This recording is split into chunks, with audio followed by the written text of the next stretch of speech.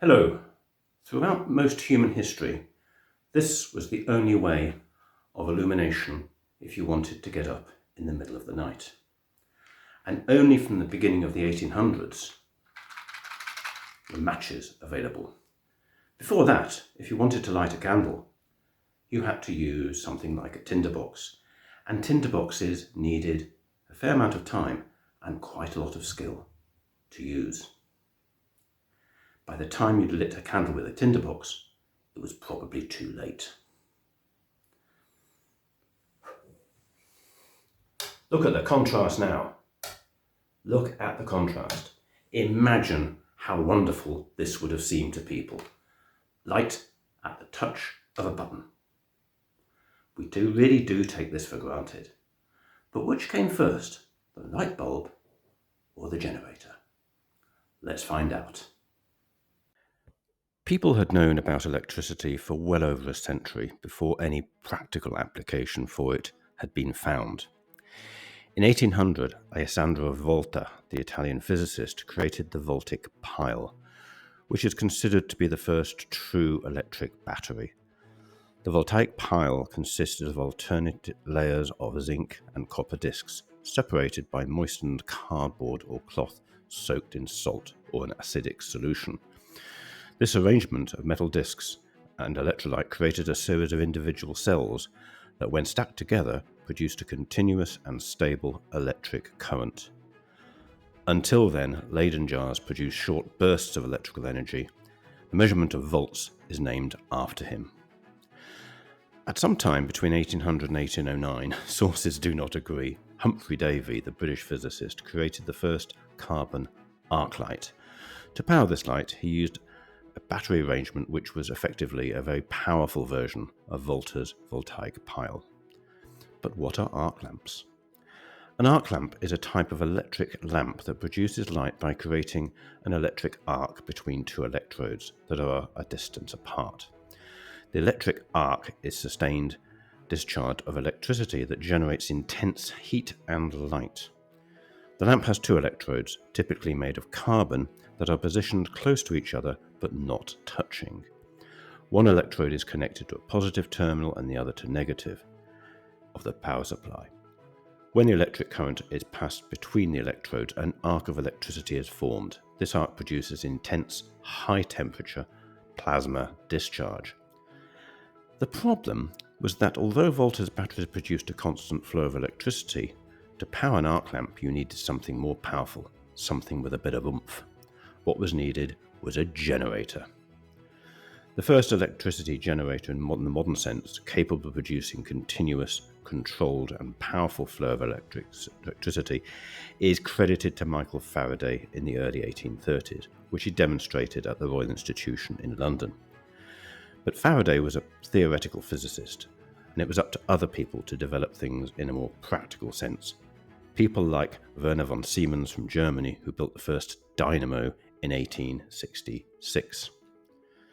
The first person to bring modern electricity generation and carbon arc lights together was Frederick Hale Holmes, who created a magnetic generator that powered carbon arc lights. In 1857, a proposal was made to Trinity House, the organisation that manages British lighthouses, and in 1871 an arc lamp was installed in the Suter Lighthouse on the North Sea coast, replacing the traditional oil lamps. The intensity of the light produced by the arc lamp is reckoned to have saved hundreds of lives in the following years on this stretch of coast, which is not only a very busy sea lane, it was also very dangerous. Meanwhile, Werner von Siemens teamed up with Pavel Lablotchakov, the inventor of the Lablotchakov candle. This version of the arc lamp went on to be installed at locations all over Europe and America.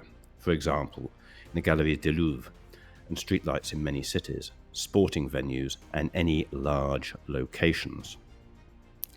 It was soon realised that these lights, being so bright, were not practical for conventional street lighting, and in the 1880s, Moonlight towers were being installed in a large number of cities. These towers could reach a height of more than 165 feet or 50 metres and illuminated entire blocks of streets. There were several problems with arc lamps. First of all, they needed constant maintenance. In a very short space of time, the intense heat of the arc between the electrodes consumed the carbon, and also the electrodes needed to be adjusted constantly. This was manageable in a lighthouse and in many locations, but it meant a lot of climbing up and down the Moonlight towers. Another problem for street lighting and the lighting of many venues was the light was very harsh and only practical at a great height. Blokchakov candles were much cheaper to install than gas lighting, but not cheaper to maintain. The typical candle lasted only a few hours before it needed replacing. The intense heat of the arc lamp also produced a fire risk, and of course, while they were very good for lighthouses, they're not so good for your bedroom when you need to get up in the night. What was needed was a light that burnt for a long time with no maintenance, and something that would be easy to switch on and off. As a result of this, the incandescent light bulb was born. I've spoken in a couple of previous episodes about how inventions are often invented by more than one person at the same time. This should surprise no one, as when there is a need for something, lots of people start thinking about how to satisfy that need. In 1880, two people patented the incandescent light, Thomas Edison in the United States and Josephswan in the United Kingdom. Fortunately, they were both practical men and didn't waste too much time in expensive litigation, but came to a financial agreement about sharing the benefits of this invention. So how do incandescent light bulbs work? Effectively, in a similar way to the arc lamp, but with several differences. As you can see from this diagram, a filament connects the positive and negative electrodes of the light bulb, of which the current passes through. The filament becomes incandescent when the current passes, hence the name. However, unlike the electrodes of the arc lamp, this filament is not exposed to the atmosphere and so does not burn away. The entire apparatus is enclosed in glass, and the glass is filled with an inert gas which prevents any reaction with oxygen, so the electrodes and the filament don't burn away in such a short time. Various filaments were used, but in the end tungsten was used because of its high melting point. Thomas Edison may have had a large company behind him compared to Josephswan in his workshop in Newcastle upon Tyne, but Josephswan had an ace up his sleeve. He was a close friend of the millionaire industrialist William Armstrong. Like all of the people in this story, Armstrong could easily be the subject of a video all by himself. But what interests us is the fact that he built a large house in the middle of the Northumberland countryside. And here it is, Cragside. It looks like the setting for a film about vampires, doesn't it? But in fact, it's a relatively modern building, and it was built in the Gothic and Tudor styles, parts of which were constantly being modified between the 1860s and the 1880s. Apart from being his country residence, it was also a place of experimentation.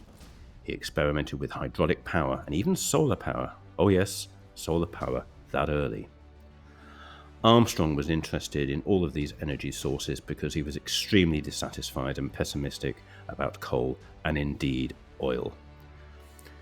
He had several lakes created on the hill above Cragside and used this water as an extra energy source, which came down to where the house was located and was both used as a direct water supply for the hydraulic power, but as you can see here, also for the generation of electricity.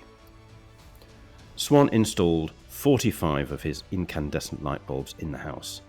Unfortunately, despite the power of the hydroelectric system, and also the battery pack that you can see here, there was never enough power to illuminate more than 37 bulbs at a time. So it was necessary to ration the power as needed. For example, when the guests left the dining room and moved to the drawing room, the butler would telephone the technician in the powerhouse and tell him which circuits to activate and which circuits to disactivate. You notice that the switching system here is totally uninsulated. This is in an environment surrounded by water. Health and safety was clearly in its infancy. Other systems in the house, like this lift, was powered by the hydraulic system, which is water under enormous pressure from the top of the hill, powering motors for the lift, and this spit system in the kitchen that you can see here.